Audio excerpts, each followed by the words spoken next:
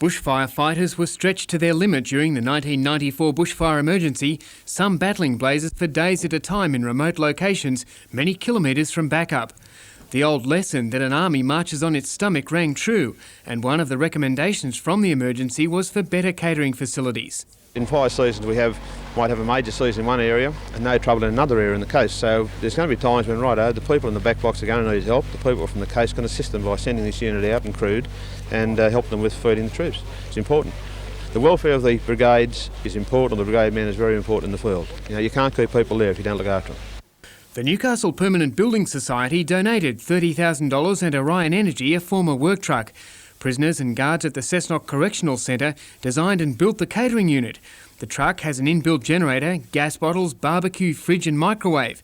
The kitchen is dust sealed and lamy-panelled to comply with hygiene requirements. Many of the inmates who worked on the project are themselves members of volunteer bushfire units. The Correctional Centre is also overhauling bushfire tankers and will fit out a new communications van in addition to the catering truck. We won't know until we get our real first push, and the real test will be the next major fire season where we're out in the bush, they're under pressure, and we'll see whether it works or not.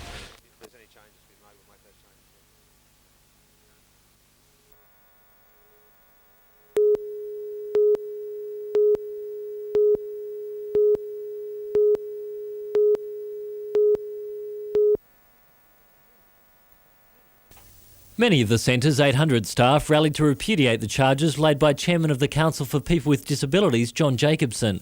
He claimed patients in wards 11 and 19 were neglected and undernourished, although staff say he's never actually visited the centre.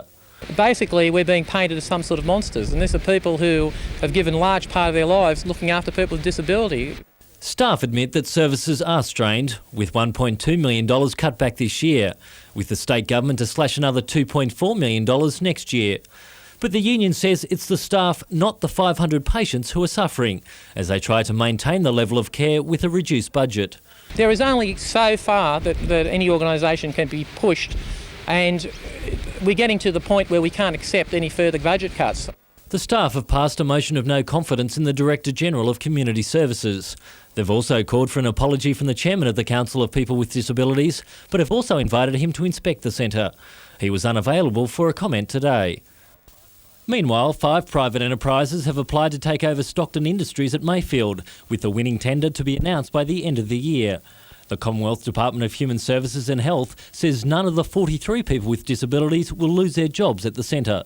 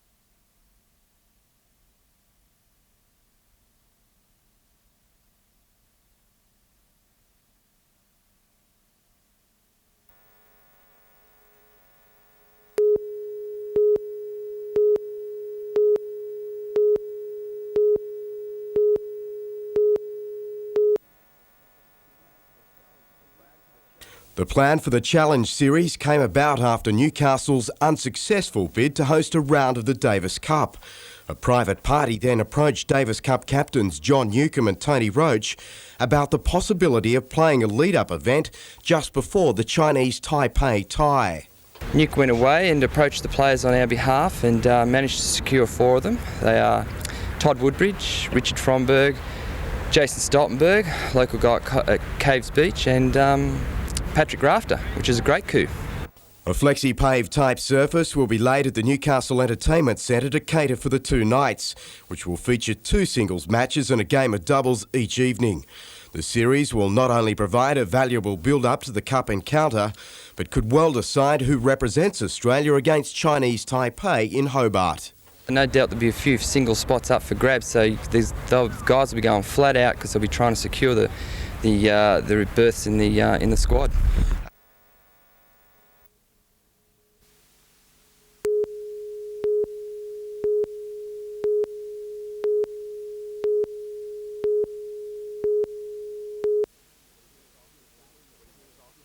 Winning the toss and batting, the tourist Stuart Williams survived a scare on the fourth ball of the match, but the variable bounce failed to blunt the West Indies' natural instincts.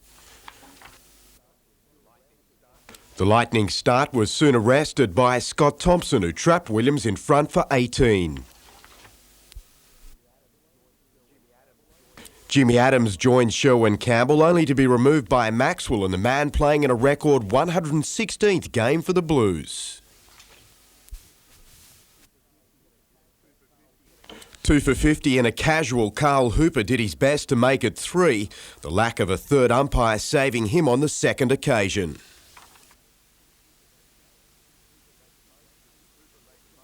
Hooper made the most of his good fortune, racing to 47 at lunch, the West Indies 2 for 103. He resumed in the same fashion after the interval before the Chinaman set his leg side trap, with keeper Phil Emery playing his part to perfection. Chanderpaul and Campbell frustrated the Blues for most of the second session before the latter fell for a gritty 53. That started a dramatic collapse, the West Indies losing 7 for 63, Freedman claiming Chanderpaul, Holder and Brown before baffling Bishop. Harper's wicket gave him career best figures, while Walsh's scalp completed a triumphant day. Making his debut, opening batsman Corey Richards and partner Rod Davidson survived a testing 25-minute session. The Blues to resume at none for 13 tomorrow morning.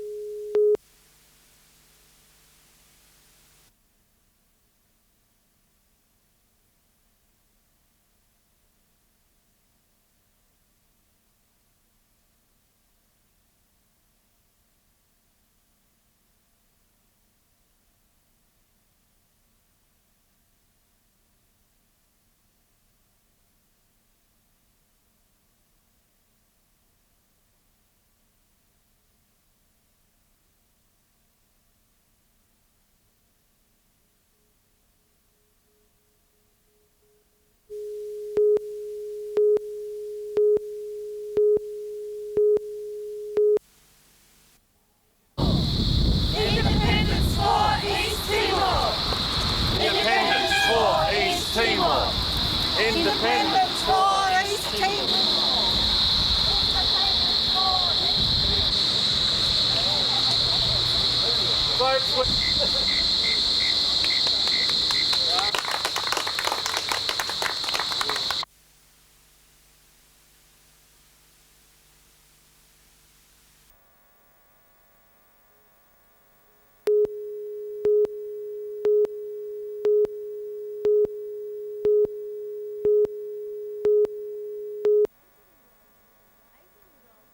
"80-year-old Neville Russell has lived in Rutherford for more than 40 years. He has difficulty walking and mostly keeps to himself. His friends say he'd never think of harming anyone, but last night someone tried to burn down Mr Russell's home. When the brigade arrived at around 10:30 last night, they found 2 fires, one in a shed and another on the back veranda. By that time, passers-by had dragged Mr Russell to safety. If it wasn't for them, it may have been a tragic outcome. They rendered a great deal of assistance and their actions were quite brave. Police are trying to determine why someone would want to harm Mr Russell. The fact that the fires were deliberately lit has horrified neighbours. He's very desperate and whoever's done it is very sick. Mr Russell is determined to stay in his home. Yeah, so how are you holding up today? Oh, pretty good. You okay? Yeah. Oh, yeah, pretty good today. Jodie McKay, NBN News.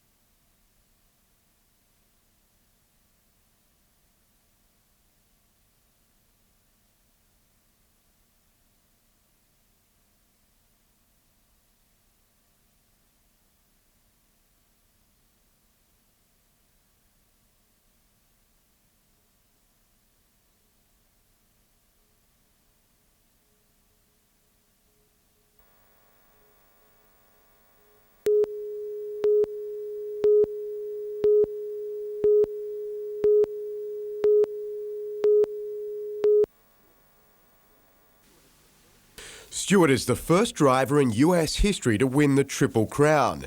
In a season, he won 3 national titles in the cut and thrust of American Speedway, but says he enjoys the variety in each class of racing.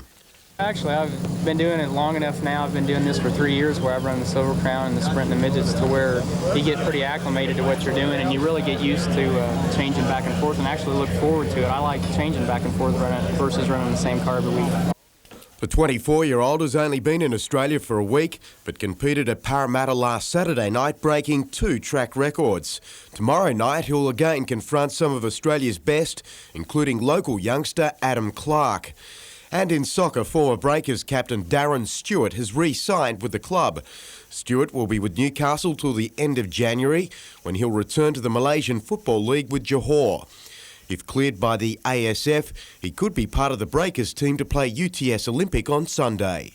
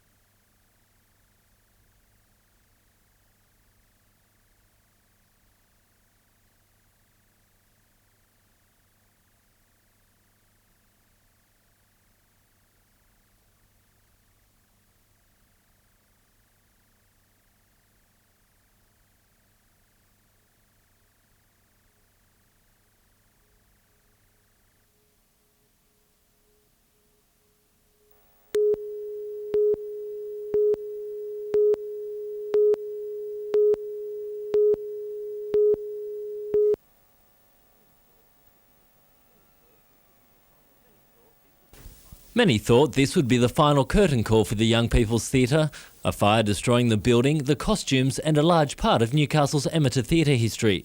But in a comeback that would make Dame Nellie Melba proud, the young actors will perform the musical Bugsy Malone at the Civic Theatre tonight. The young actors going through their final rehearsal today.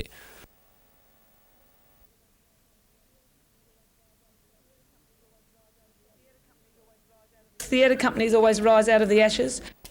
The show is nearly a sellout, with the community trying to ensure that tonight's performance doesn't become the final encore.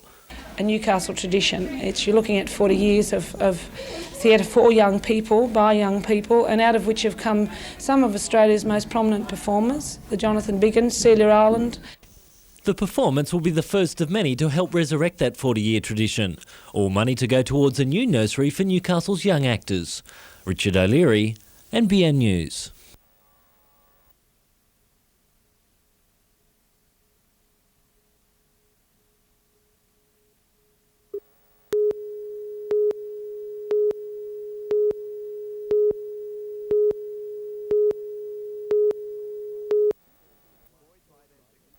Buoyed by their success in the last fortnight, the Eagles were expected to test the Giants, but the visitors got a flyer posting 2 runs in the first inning. The Eagles never recovered, being 14-2 down at the top of the 6th, and now must win tomorrow's doubleheader to win the series. To surfing in the finals of the Australian Youth Titles will be held at midday at Newcastle Beach tomorrow. The makeup of the deciders is still to be confirmed after day 3 of competition. New South Wales reps Trent Munro, Troy Gould, Jeremy Cohen and Darren O'Rafferty are among those in contention in the boys, while Tiny Horridon and Samantha Cornish are expected to qualify for the girls. In sailing, a fleet of 98 contested the Lake Macquarie Yacht Club's 50-mile classic today. Favourite Collix Onyx Let's Go from the Royal Motor Yacht Club took line honours, revelling in the conditions to set an unofficial race record of just under 5 hours. And in croquet, New Zealand has fought back on the final day of its Test series against Australia to steal the Trans-Tasman Cup. At 1 test all, the Kiwis came back from 3 matches down in the deciding test to snatch a thrilling victory this afternoon.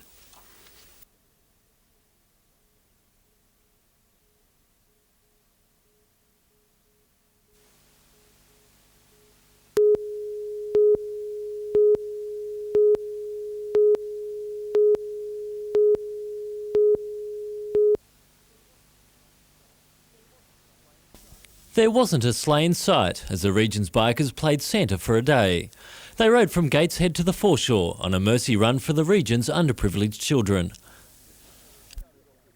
We started off with 250 the first run, we got down to 50 and we built up. And even last year in the rain we got 500 bikes. But this year, mate, we've got almost 1,000 bikes here.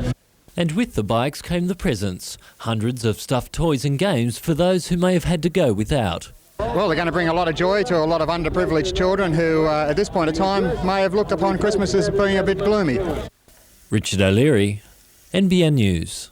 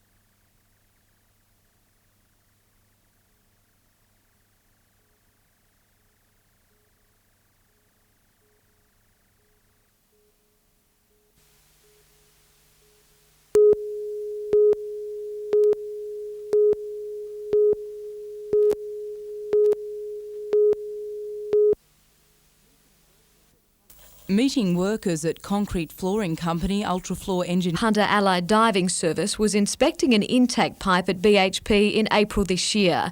Newcastle Coroner's Court heard today that he'd been underwater for 3 minutes when things went wrong. 2 dives in search of Mr Lamb were conducted by his colleagues. His air supply was found, but he couldn't be located. Senior Constable Ian Borton of the Police Rescue Squad had never dived before. However, he too went in search of Stephen Lamb. He told the court the water was so murky he had to feel his way through the pipe. Around 4 metres in, he felt Mr Lamb's hand and dragged him to the surface. Mr Lamb was resuscitated but later died in hospital. Senior Constable Borton has since received the police service's highest award for bravery. Although no charges have been laid over the incident at BHP, Counsel for Work Cover Kevin Smith told the court that proceedings are being contemplated. Also to be determined whether the pipe in question, which pumps salt water from the Hunter River, was turned off the morning Mr Lamb was diving, and if it wasn't, why? Prosecutor assisting the coroner Philip Lloyd said recommendations are also likely on how the safety of divers who inspect pipes can be improved, in particular so they can do their work in the knowledge that the pumps are not capable of being activated. The inquest continues tomorrow. Jodie McKay, NBN News.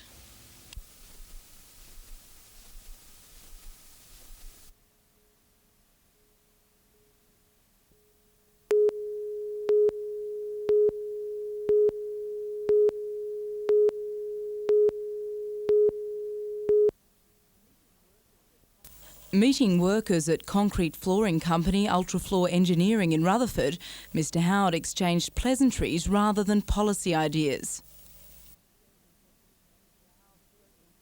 Mr Howard spoke in general terms about improving incentives for small businesses around the country, but there was little concrete on reducing the Hunters' 13% unemployment rate.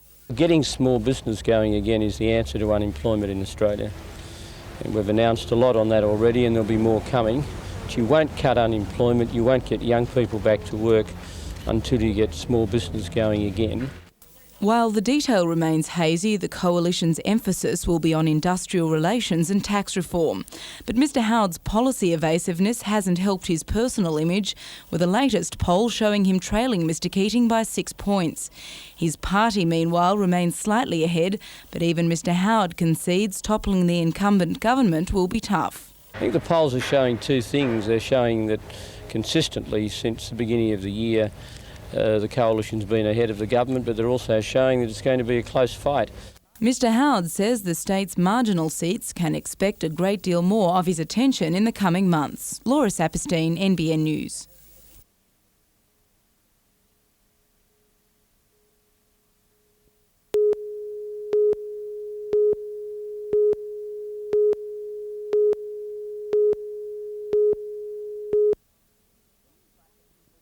It seems like a simple concept. Cross a taxi and a bus and you get this, an on-call roving bus service. Oddly enough, no one appears to have thought of it before.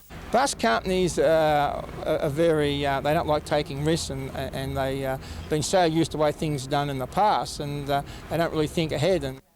But Blue Ribbon is mapping out a new future for itself in Maitland, literally. On the hours when the buses run, they will not stick to standard routes but will rove within a limited area to suit the needs of passengers. The service, which begins today, will run mainly during evening and weekend hours. Passengers will contact the itinerant bus drivers by mobile phone and will then be dropped at the nearest stop to their destination. We also used to run around the whole service run. This way we'll take them from the club to the nearest bus stop to their house on the correct fastest way, not around the bus route, so they can get home a bit quicker. The company first came up with the concept after experiencing low passenger numbers on some runs. It says the new scheme won't cost any more but will provide passengers with a cheap and convenient alternative to other forms of transport. Laura Saperstein, NBN News.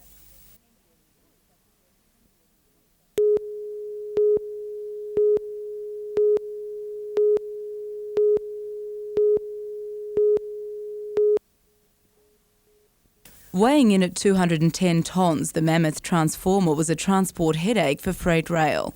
2 weeks of planning were involved before the hulk hit the rail lines for its 2-day journey from Acacia Ridge in Queensland. Due to the width of the load, no other trains could pass the transport freight train while it was moving. We're 3.6 metres wide, so virtually single line, only special loops. And its drivers were forced to make their way, sometimes at jogging pace. The haul was a nail-biting experience at times, with it clearing the sides of some tunnels and bridges by less than 20 centimetres. The snail's pace journey was also no joyride for its minders in the sweltering Queensland heat. No air conditioning in our carriage, no. Not the luxury like the drivers have. Only for the engine, I hear? Yes, only the engine. They got lovely air conditioning in there. The transformer arrives shortly before 9 o'clock tonight, but Freight Rail will soon be planning a similar trip for a close cousin of its unusual passenger. Laura Saperstein, NBN News.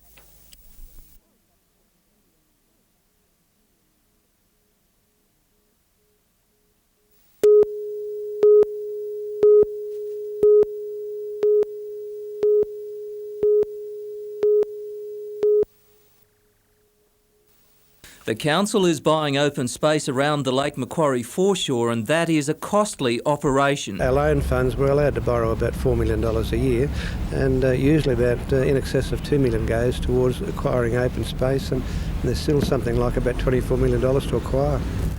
Last night, Council voted in principle to investigate a special levy to raise $3 million a year over the next 10 years to buy the land and proceed with other projects like leisure centres planned for Toronto, Gateshead and Glendale. The situation is we won't be able to do major works around the city for the next 10 or 15 years unless we're able to get some sort of top-up of some form. The Minister for Local Government needs to approve the levy. Meanwhile, Council is also looking to the state government to buy prime land at Penny Beach after overwhelming support for it to be kept for the public.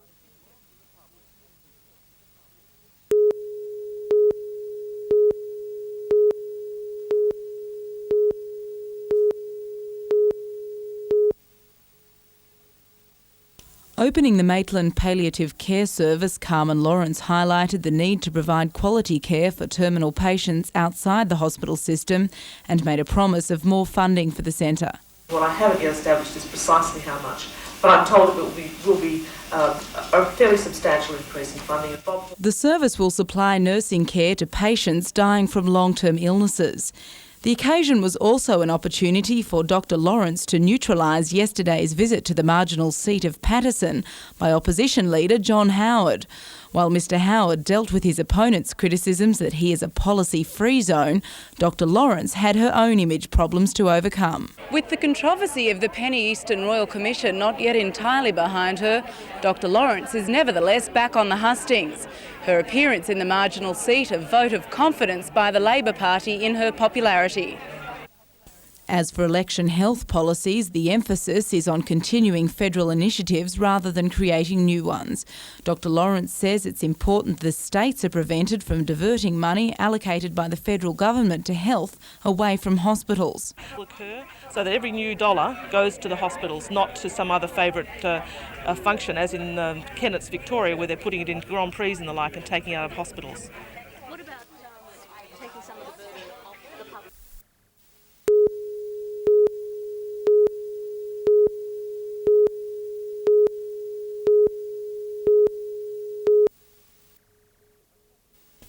A southerly made survival more important than surfing at today's launch. Locals Matt Rees and Melissa Thurlow are part of the 14-member team called the Sydney Slammers that draws talent from all clubs north of the Harbour Bridge. With the odd man out, Nathan McGregor, who's been drafted by the Melbourne Rips. Yeah, it'll be a really tough competition this year. We've got one of the best swim fields I've ever seen assembled, and the Ironman field's really hot as well, and should make a good competition.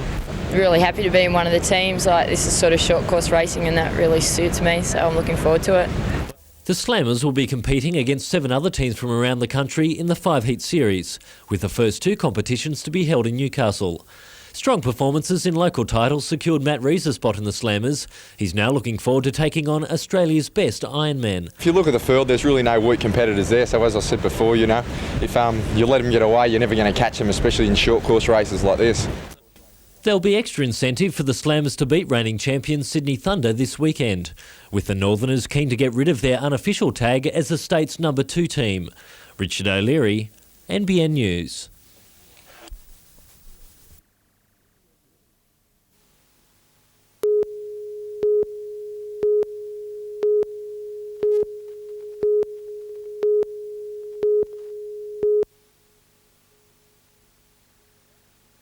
The rescue helicopter was called to 1 Mile Beach near Nelson Bay just before 1:30 this afternoon. 10 minutes earlier, a 17-year-old youth from Taro had been dragged unconscious from the surf as a thunderstorm passed overhead. While no one knows for sure, it's believed he was struck by lightning. The lifeguard caught a strike out of the corner of his eye on the water, and his board was noticed a couple of minutes later, so he probably wasn't in the water that long at all. The actions of his rescuers have been praised. Those chaps on the beach, including the lifeguard, had done an excellent job. They've commenced full CPR, they've got a good output back, and they've probably saved his life by the actions they've done. The teenager was rushed to Newcastle's John Hunter Hospital, where he remains in intensive care in a serious condition. Jodie McKay, NBN News.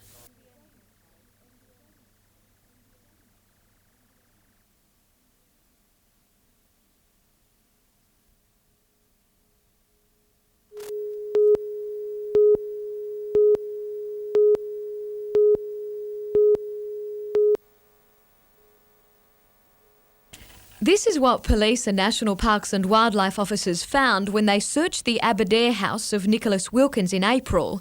In the freezer were 25 frozen snakes, and around the house another 19 live reptiles, including one of the world's deadliest snakes, a fierce snake, which is also on the endangered species list. Today in Cessnock Court, Nicholas Wilkins said that while he'd bred some of the snakes, others had been given to him after being found injured by the side of the road. When asked though by Police Prosecutor Sergeant Kingsley Weller if he'd ever held a licence to hold snakes, Mr Wilkins replied, "No, I never owned one. I'd really like one." He says he's been applying unsuccessfully for a reptile keeper's licence for 20 years. Nicholas Wilkins says he's a fourth-generation reptile handler with 25 years' experience. He claims that by not giving him a licence and seizing the snakes, the National Parks and Wildlife Service is stopping scientific research. Mr Wilkins told the court that some of the reptiles had been in the freezer for more than 5 years and that it was normal practice to freeze dead snakes for use as biological specimens. They are valuable to scientists and have no commercial value. Nicholas Wilkins is also charged over the stealing of pythons from Roosa Park Zoo in Cessnock.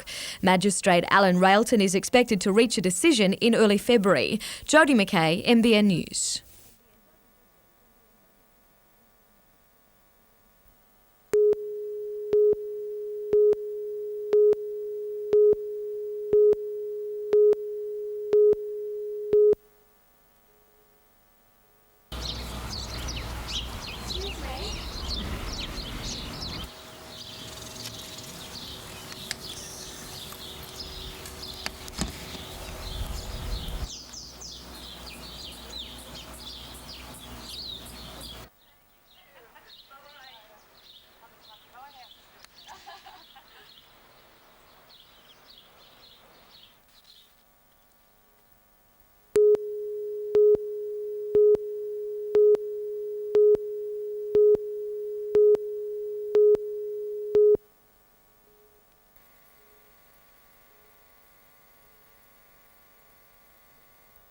It's this bedside manner that has won the hearts of countless young children with cancer. But they haven't been the only ones who've been touched.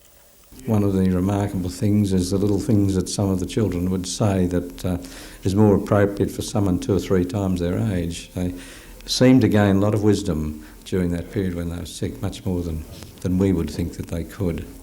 Professor O'Gorman Hughes started treating children in Sydney in the 60s, before adding hunter children to his patient list in 1974.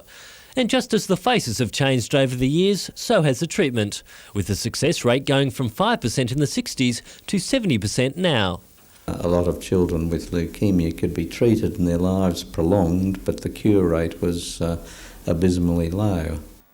But there has been one constant, the remarkable bravery of the children. The sort of children where you'd give them an injection and they'd cry and then come and give you a big hug afterwards.